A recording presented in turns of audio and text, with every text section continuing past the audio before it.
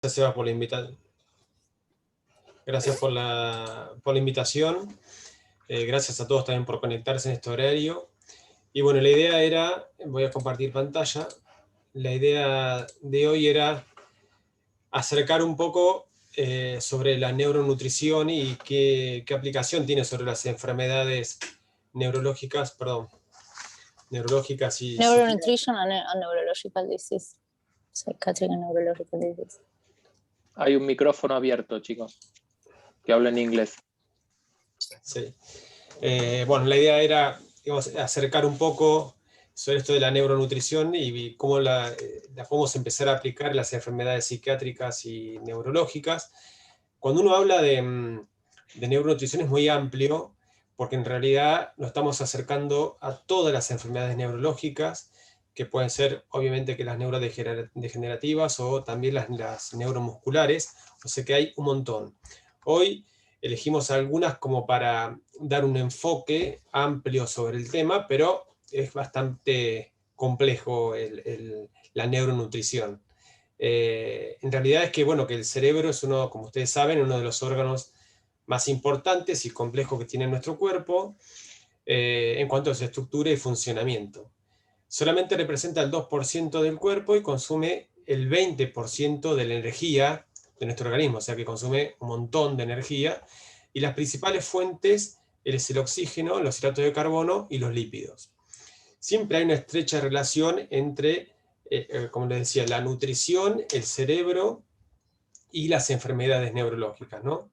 Y que el sistema nervioso requiere gran cantidad del aporte de estos nutrientes para su funcionamiento, que en su mayoría se comportan como nutrientes que son esenciales.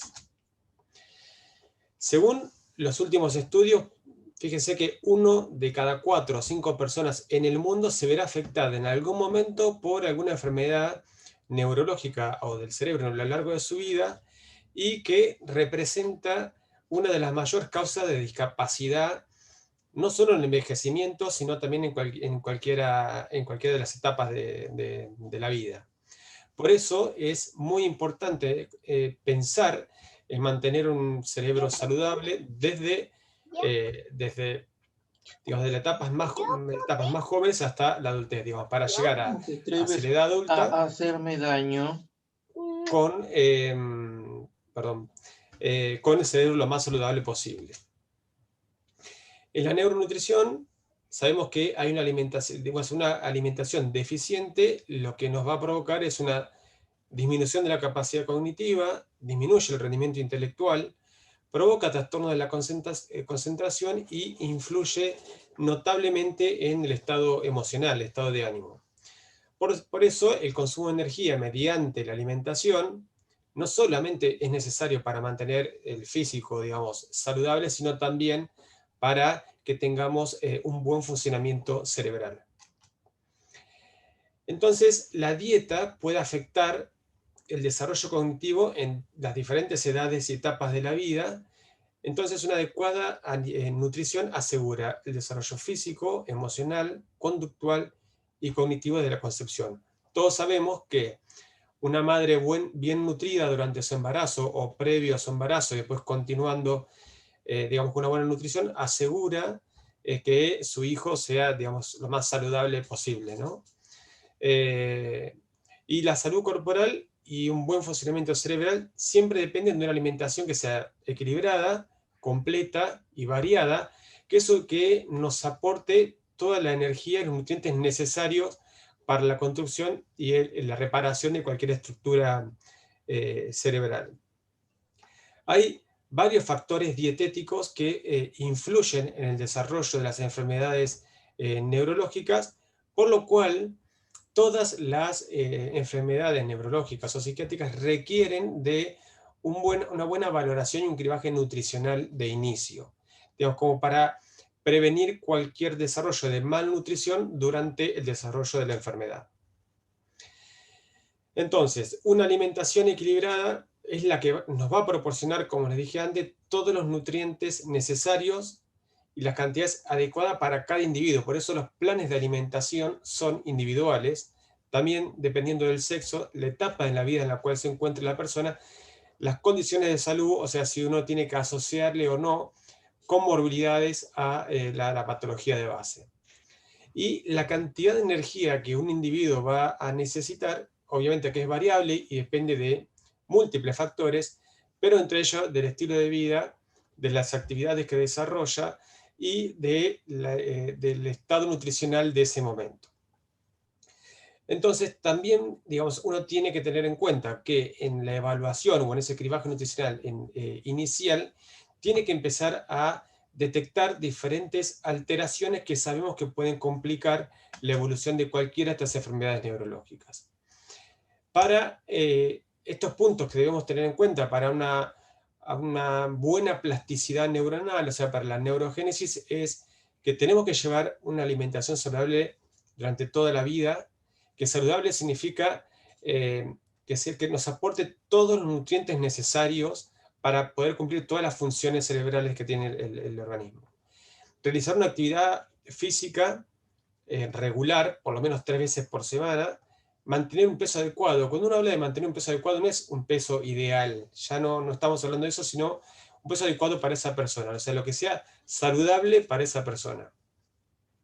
Controlar la glucemia y el colesterol en sangre, controlar los factores de riesgo cardiovasculares, que son los mismos factores de riesgo que van a afectar las enfermedades neurológicas, mantener un cerebro activo mediante estímulos cognitivos, o sea, mediante la sociabilización, reducir el estrés y tener una vida social activa para evitar así la incomunicación. Esto es lo que uno tiene que tener en cuenta en general como para asegurar una buena plasticidad neuronal.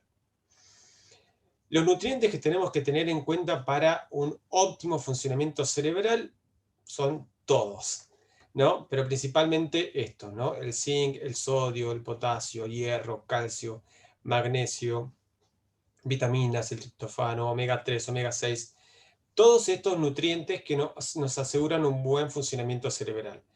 La mayoría de estos los obtenemos mediante una buena alimentación, ¿sí? O sea, no es necesario incorporar nada suplementario, a no ser que sí se necesite, pero si uno proporciona una alimentación, como les dije hoy, variada, adecuada y completa, cumplimos con todos estos requerimientos. Entonces, ¿cuál es el impacto que tiene la nutrición en las enfermedades neurológicas y psiquiátricas? Sabemos que el aporte de todos estos micro y macronutrientes que hablé un poco recién, son los que el organismo requiere para llevar adelante todas las funciones que van a determinar en cierta manera las funciones del individuo. Y es que estos cambios que son fisiológicos, patológicos y psicosociales modifican las necesidades nutricionales de cada individuo. Por eso es necesario que la alimentación también se adapte a estos cambios. La deficiencia en alguno de estos nutrientes puede ocasionar muchas veces síntomas neurológicos que tienen distintas características y gravedades. Por eso decimos que los defectos en la síntesis, en la liberación y en la degradación de estos neurotransmisores están involucrados gran cantidad de enfermedades que son neurológicas, neuromusculares o musculares y enfermedades psiquiátricas. ¿Y cuál es el impacto que tiene esto sobre el estado nutricional? Nosotros sabemos que hay un montón de implicaciones nutricionales que se dan por déficit neurológico que nos pueden ocasionar distintas dificultades.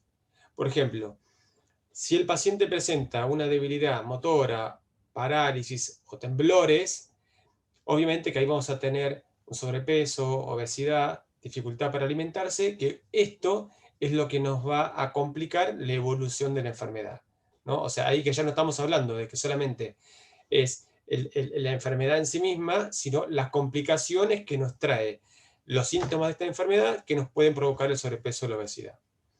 Ataxia o la pérdida de la coordinación, que esto nos trae mucha dificultad a la hora de autoalimentarse, más si el paciente vive solo y no tiene nadie que lo asista o quien le pueda proporcionar los alimentos, esto determina una gran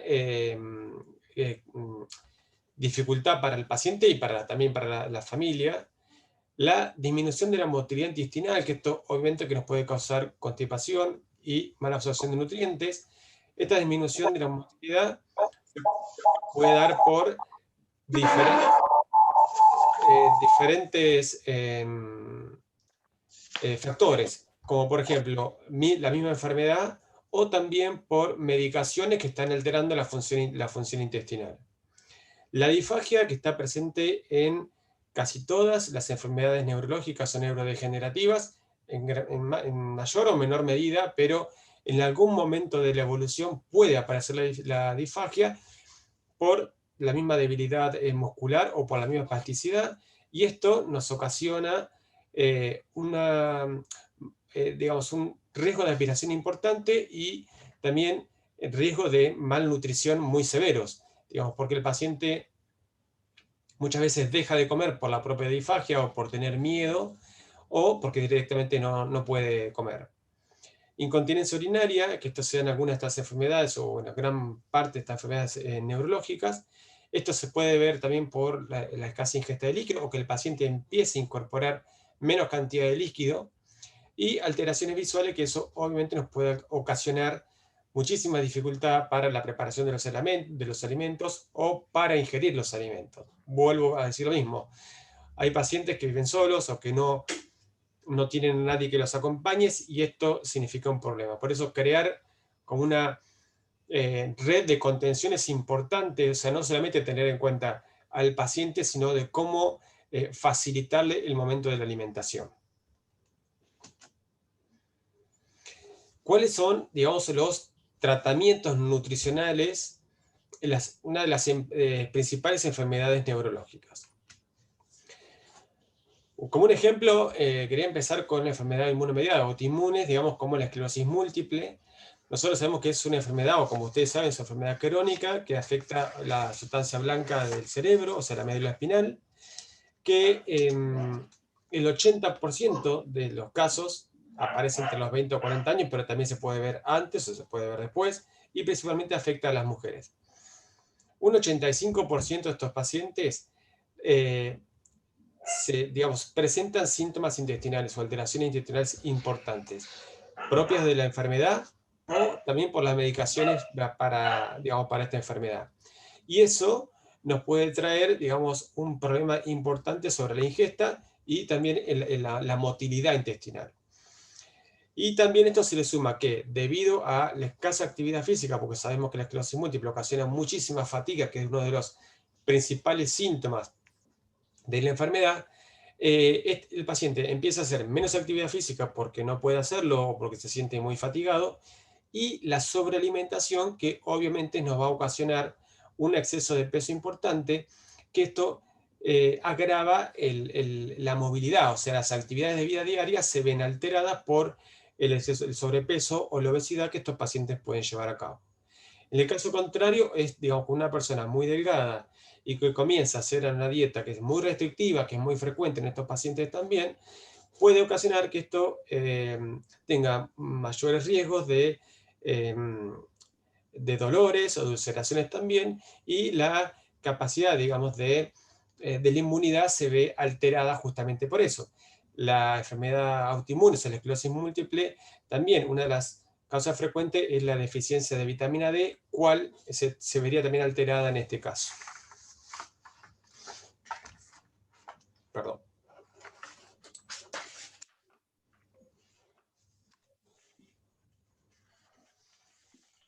Por eso lo que sí se recomienda es un aporte de fibra diariamente que ronda entre los 20 y 30 gramos diarios para facilitar estas alteraciones intestinales que son muy frecuentes. Para eso hay un montón de trabajos, y ahora cada vez más, de qué tipo de alimentación uno tendría que tener en cuenta para la esclerosis múltiple. Lo que sí vemos muy frecuente es que hay un montón, ¿no?, de trabajos. Quise solamente citar algunos como para que puedan tener en cuenta, pero lo que sí se ve es que cada vez estos pacientes se involucran más en la nutrición, y sí tenemos un problema muy importante, es que comienzan a hacer dietas o planes de alimentación muy restrictivos que complican la enfermedad. Eso es muy frecuente. Hasta el momento no hay ningún plan de alimentación que sepamos que es exclusivo para esclerosis múltiple, para curar la esclerosis múltiple, como sí se ve en muchos planes de alimentación que uno ve, o que algunos pacientes traen de colegas diciendo que esta es la cura para la enfermedad, y en realidad lo que están haciendo es bajar muchísima cantidad de peso en muy poco tiempo, y eso ocasiona un riesgo importante metabólico.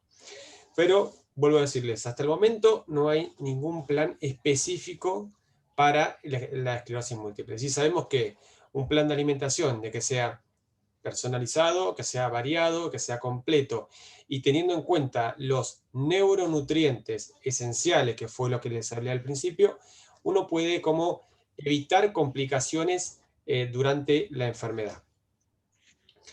Entonces, ¿cuáles son las recomendaciones dietéticas? Primero es facilitar la autonomía del paciente, ya sea para la preparación, y teniendo en cuenta si tiene dificultades en la masticación o en la deglución, que muchas veces puede existir. Adecuar el tipo de alimentación o la alimentación en el momento de la enfermedad, porque muchas veces al comienzo necesitan un tipo de alimentación que durante la evolución hay que modificarla, ya que empiezan con disfagias o empezó a aumentar de peso, y entonces hay que hacer una modificación de los planes de alimentación, siempre teniendo en cuenta la aplicación, digamos, de los neuronutrientes que tienen que tener en los planes. También hay que tener en cuenta que hay muchas de las nuevas medicaciones que necesitan como un aporte más de grasa para poder vehiculizar esa medicación. Se puede, lo hacemos, lo tenemos en cuenta, pero siempre se hace con una selección de la grasa, ¿está bien? Digamos, como para evitar riesgo de enfermedades que puedan provocar alteraciones vasculares también. También tiene que alcanzar un peso saludable, no solamente para, digamos, evitar la complicación de las enfermedades, sino también para que ayude muchas veces en la movilidad, ya que se ve comprometida, en algunos de los pacientes se ve comprometida la movilidad, y el exceso del peso o el sobrepeso realmente complicaría aún más esa movilidad. Como les dije, la constipación sigue siendo un problema muy común para estos pacientes, por eso el aporte de la fibra tiene que estar presente, y uno tiene que ser muy exhaustivo a la hora de la evaluación nutricional y en la elaboración del plan, para tener en cuenta cuánta fibra le vamos a dar, que eso tampoco sea contraproducente y nos provoque mayor constipación, asegurar un aporte de líquido diariamente, y la actividad física en la medida de lo que se puede o lo que el paciente puede realizar. Por eso, hay muchas cosas que tenemos que tener en cuenta, y, por ejemplo, en el momento de la ingesta, ¿qué tenemos que hacer? Ver si pueden manipular bien los alimentos o no. Entonces, aconsejar alimentos que sean o cubiertos más livianos, modificarle los mangos como para que sea mucho más fácil la adaptación y que puedan llevarse la comida a la boca.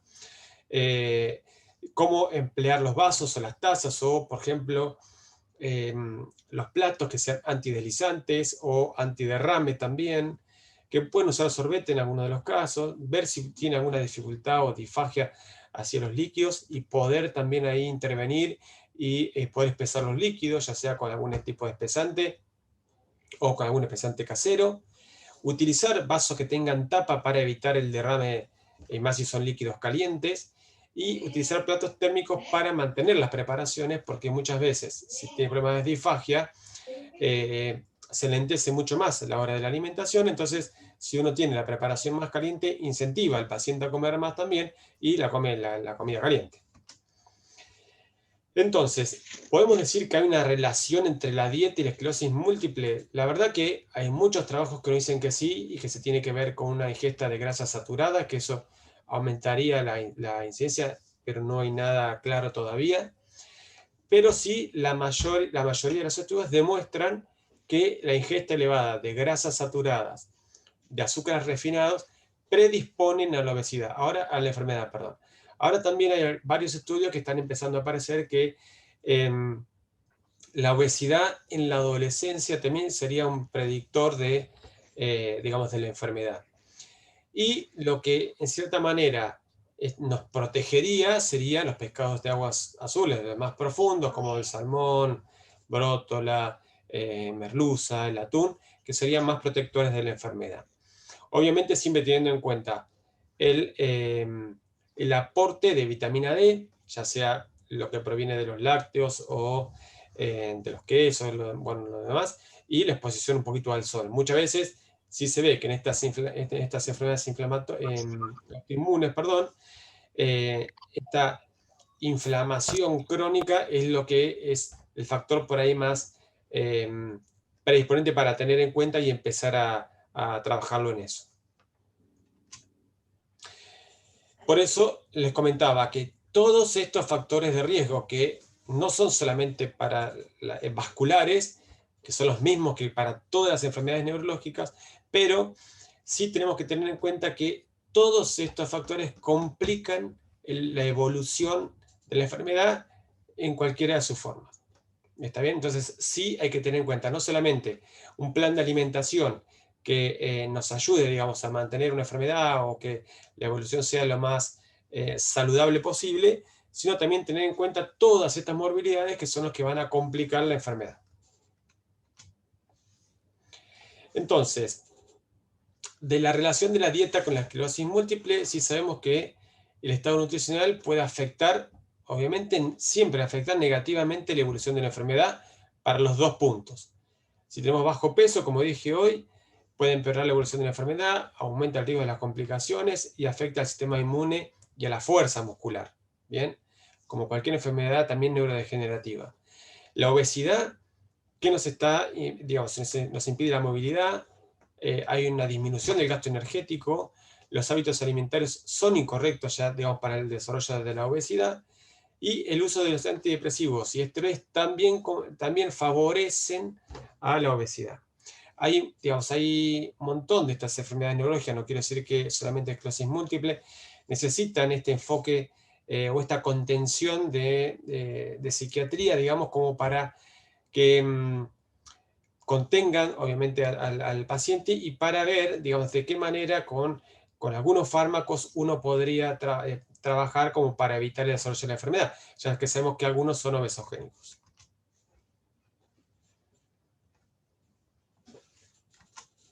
Muy rápido.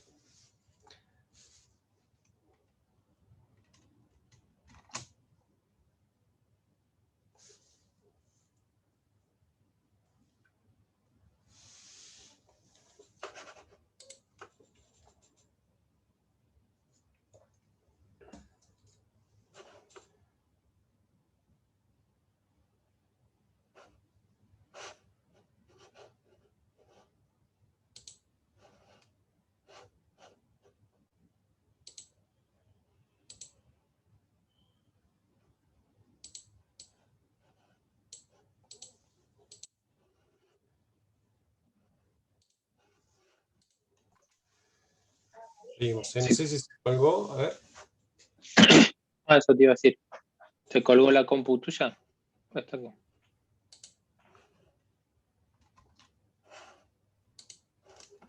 Se colgó, a ver, vamos de nuevo.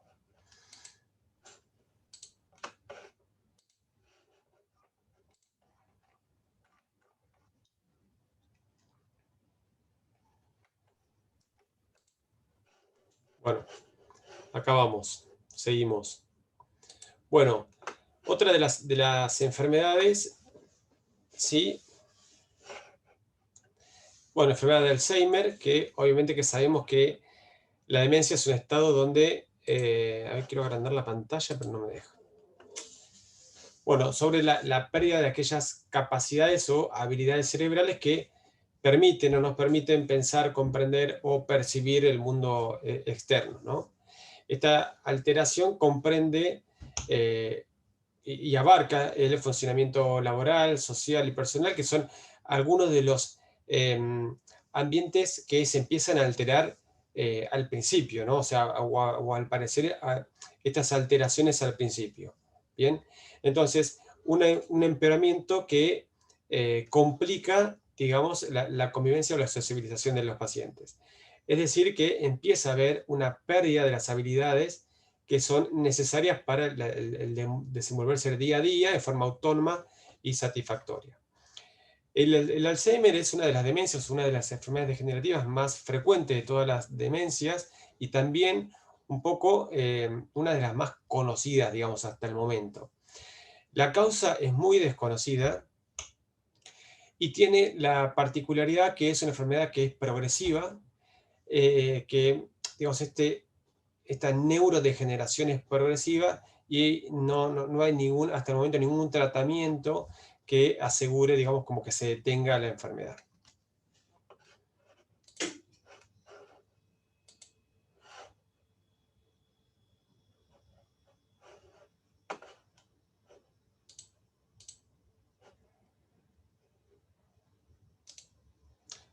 Voy a apagar la cámara a ver si eso ayuda a que funcione mejor, ¿eh?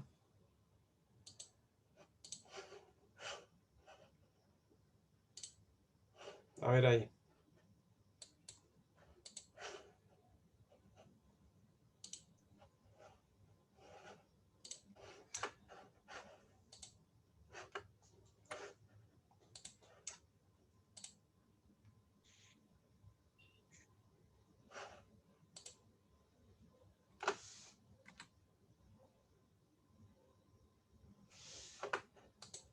Mil disculpas.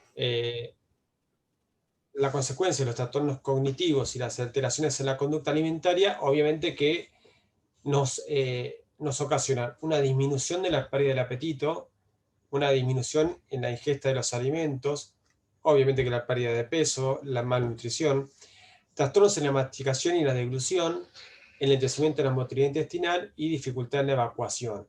¿Qué es lo que nos pasa? Que esta enfermedad está muy relacionada con enfermedades propias del envejecimiento, que estos problemas pueden ser propios de la edad también o justamente por la enfermedad. La disminución de la pérdida del apetito tiene que ser uno de los principales temas en la valoración nutricional, como para ver cómo empezamos a trabajar, porque la verdad que esto es un riesgo muy importante. Los pacientes generalmente empiezan a disminuir la ingesta de alimentos y esto complica la enfermedad y pierden muchísimo peso en poco tiempo. La malnutrición es muy frecuente, digamos, en la enfermedad de Alzheimer. Y también tiene que ver con los trastornos conductuales, digamos, de la misma enfermedad, o vuelvo a mismo por la misma asistencia de la familia o del cuidador a los pacientes. Hay un enlentecimiento de la motilidad intestinal porque puede estar asociado a la misma enfermedad o también, digamos, por la disminución de la ingesta, entonces eso hace una disminución de la motilidad y esto ocasiona una dificultad en la evacuación. Todos estos problemas nutricionales hay que tenerlos en cuenta y hay que empezar a manejarlos desde la primera consulta para ver cómo evoluciona la enfermedad. Entonces, ¿cuáles son las recomendaciones dietéticas que tenemos? Primero es que realice todas las comidas diarias.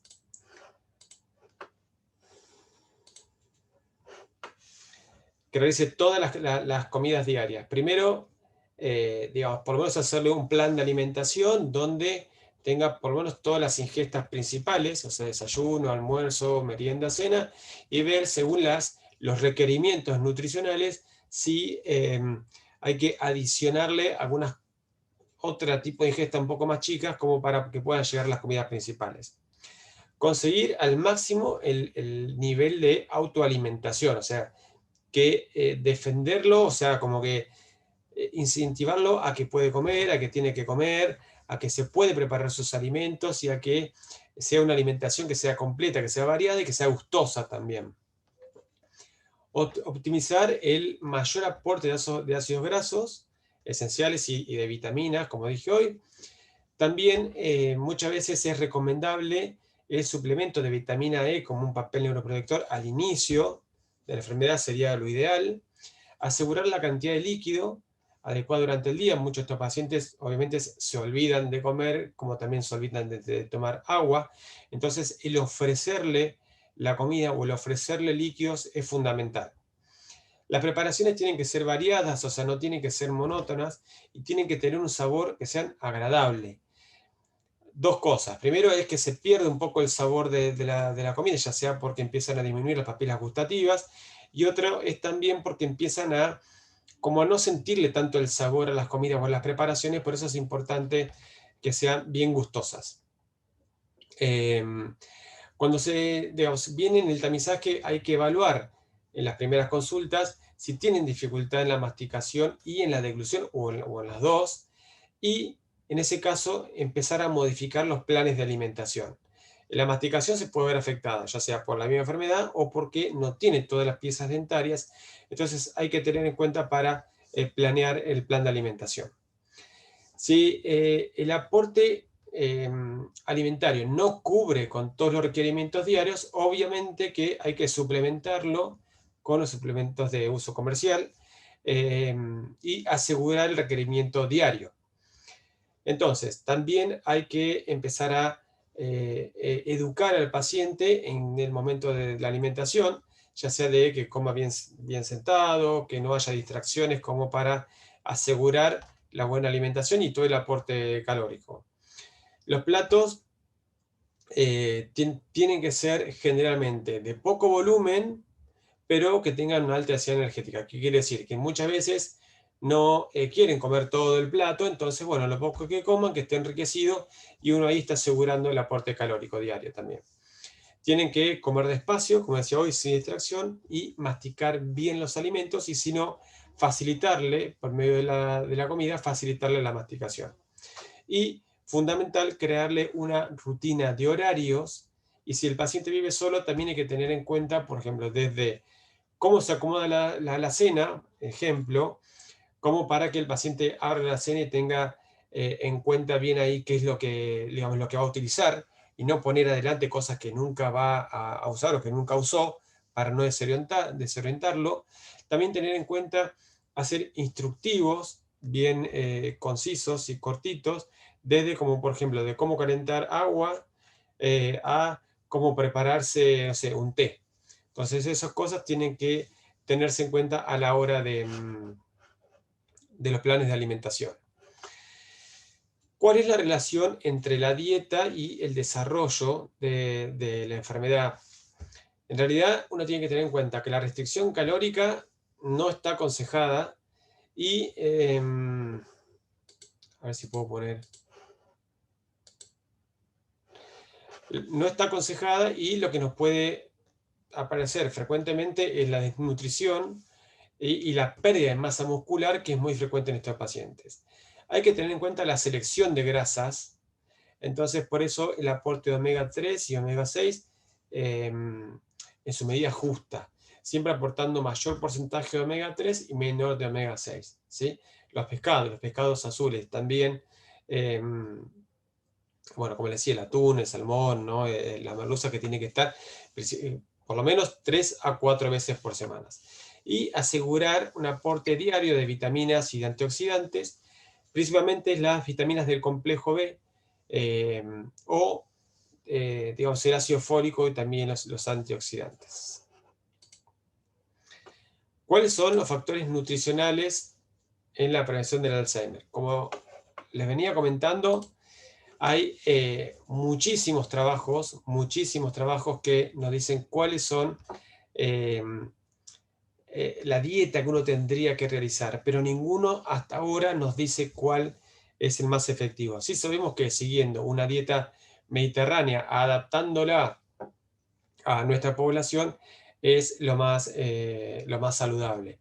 Nosotros estamos en un protocolo que estamos desarrollando como la dieta MIND, que es una dieta que tiene un poco de la dieta mediterránea, un poco de la dieta DASH, y que estamos adaptando a nuestra población como para empezar a trabajar sobre este tema.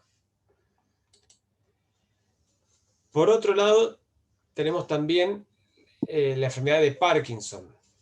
La enfermedad de Parkinson es una enfermedad degenerativa, ya sabemos que es progresiva del sistema nervioso central, que está causada por la disfunción de los ganglios de la base frecuentemente. No se conoce la causa, pero se cree que hay la evidencia, generalmente un déficit de dopamina que está localizada en la sustancia negra. Produce una incapacidad grave en el 25% de los pacientes, por lo menos en los primeros 5 años, el 65 a 10 años y el 80 a 15 años. Por eso que es una enfermedad que es bastante invalidante. Y la probabilidad de desarrollar la enfermedad es en ambos sexos, pero mayormente en el hombre, y se cree que comienza muchos años antes también con un problema ya en el olfato.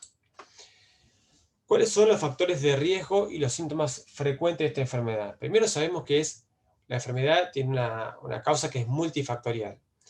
Una causa muy importante son los factores que están ligados al envejecimiento, también factores genéticos y factores ambientales. Y tenemos un montón de síntomas, pero yo, digamos, me voy a detener solamente en los que la alimentación es muy, muy importante, como por ejemplo, el temblor es muy frecuente obviamente para esta enfermedad, como ya lo saben, y eso ocasiona una dificultad a la hora de la alimentación. El trastorno de la marcha y el equilibrio también es importante porque en realidad si el paciente no puede autovalerse como para prepararse los alimentos o para adquirir los alimentos. El dolor puede hacer que disminuyan las ingestas, igual que la fatiga. Las disfunciones cognitivas y la demencia, que es lo que hablamos en la enfermedad anterior, también es muy frecuente en esta enfermedad y ocasiona una malnutrición importante. Depresión es fundamental en esto porque el paciente deja de comer y eso complica el desarrollo. Fíjense que un paciente puede perder hasta más de 5 o 7 kilos en 2 semanas o 3 semanas que el paciente deje de comer y que nadie lo asista. Y es un montón. Y en realidad es muy difícil después recuperar ese peso. Trastornos de sueño que son frecuentes, problemas sexuales y en estreñimiento que son causas muy frecuentes.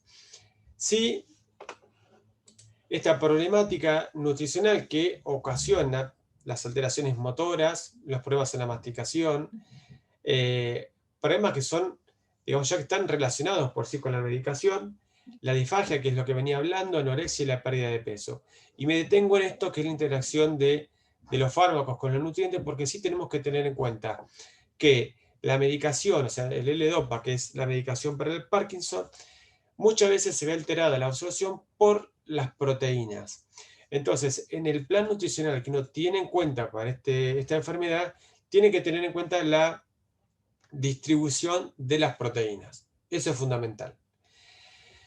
Siempre, y tener en cuenta, por eso, llegar a un arreglo con el paciente a la hora que está tomando la medicación y cómo vamos a nosotros a distribuir las proteínas durante el día.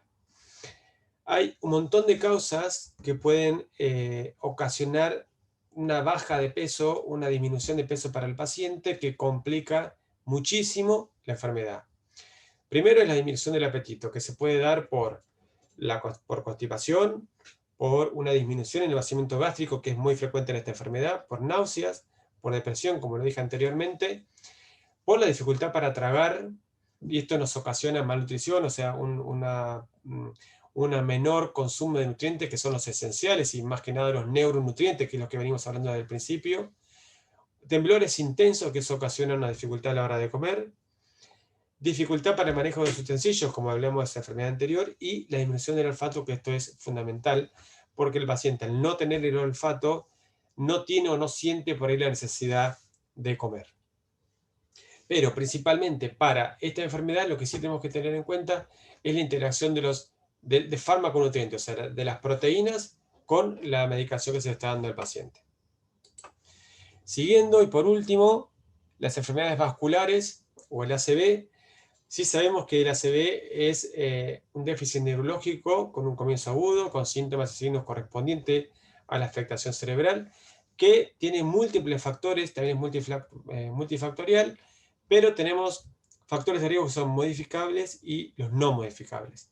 Los no modificables, edad, el sexo masculino, la historia familiar y la etnia, y los modificables, y acá esto es lo importante, que tenemos hipertensión arterial, obesidad, dislipemia, tabaquismo, sedentarismo, el síndrome metabólico y la diabetes, que son síntomas que están relacionados con la malnutrición. Entonces, la obesidad, la ingesta excesiva de grasas saturadas principalmente, favorecen el desarrollo de enfermedades vasculares y obviamente que es la enfermedad cerebrovascular. Y por el contrario, los síntomas, digamos, de la disminución de las ingestas ocasionan muchas complicaciones en el desarrollo de las enfermedades neurológicas, principalmente la desnutrición. factores de riesgo, que son los que hablábamos recién, y fíjense que hay muchísimos que están relacionados con la malnutrición, y ahí es donde podemos nosotros intervenir. Y en el accidente cerebrovascular tenemos una prevención que puede ser primaria y una prevención secundaria, pero fíjense esto, que es muy llamativo, que el hábito tabáquico, por ejemplo, el dejar el cigarrillo reduce el 70% de la posibilidad de desarrollar una ACV. La dislipemia, o sea, los niveles de colesterol y triglicéridos, incrementa el riesgo de padecer una ACV, por eso es importante el manejo de la grasa en los planes de alimentación, o sea, qué tipo de grasa vamos a aconsejar. Por eso, una alimentación saludable durante toda la vida es un factor importante para prevenir una ACV. La diabetes, que ya de por sí es una entidad independiente y que ya triplica el riesgo de padecer una ACV, porque se cree que, bueno, digamos, con esta enfermedad ya hay un montón de factores de riesgo que están asociados. La obesidad, como hablaba recién, que potencia el riesgo, y también lo que potencia es, si el paciente ya tuvo, digamos, una ACV, complica la rehabilitación, o sea, la rehabilitación de la enfermedad. El sedentarismo, que es fundamental, el alcoholismo, que incrementa el riesgo, y el estrés. Entonces, las recomendaciones dietéticas en la prevención, ¿cuál es? Primero, normalizar el peso corporal. Siempre se sabe que una reducción del 10% de su peso, del peso corporal, previene, digamos, obviamente que o reduce la presión arterial y previene el desarrollo de una ACV. Limitar la ingesta de alcohol, reducir la ingesta de sodio fundamentalmente. Piensen que todos los alimentos procesados y ultraprocesados tienen un exceso de sodio, como también de azúcar. Mantener una ingesta adecuada de calcio, de potasio y de magnesio. ¿Cuál es la problemática nutricional? Es que una ACV repercute directamente por la disfagia y indirectamente por la dependencia que produce. Esta enfermedad, hay un gran porcentaje, que hablamos entre el 65 y el 70% de los pacientes con ACV tienen o presentan disfagia. Y eso es muy importante para el desarrollo de la enfermedad. La incapacidad en la obtención y la preparación de los alimentos también se ve afectada. La imposibilidad para el autoalimentarse también, los déficits nutricionales y las alteraciones nutricionales. Y algo también para tener en cuenta es que muchos, digamos, estas enfermedades que hablé, principalmente ahora también la enfermedad cerebrovascular, trae complicaciones psiquiátricas, y esto trae como consecuencia la obesidad, que es muy frecuente en estas enfermedades. Entonces, tenemos que tener en cuenta para la prevención de cualquiera de estas enfermedades neurológicas para evitar todo esto que venimos hablando. Bueno, no sé si fui muy rápido, pero